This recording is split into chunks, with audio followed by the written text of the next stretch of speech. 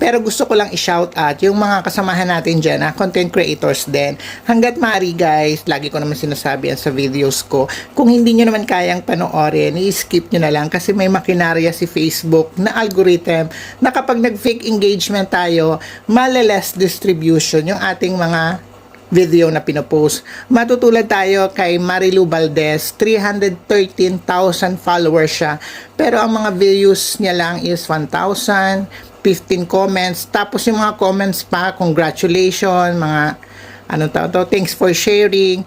Hindi talaga malalaman na valid yun kasi yung mga videos ay wala doon sa comment. Alam niyo yun guys, did you get my point? Charot lang. Well, thank you naman kasi na-appreciate. Sorry guys, kasi nagmamadali na ako kasi nag-aantay yung taxi.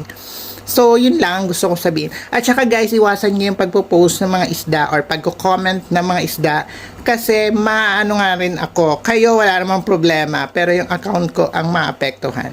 So, yun lang gusto kong sabihin sa inyo. Thank you so much for watching. Ingat kayo.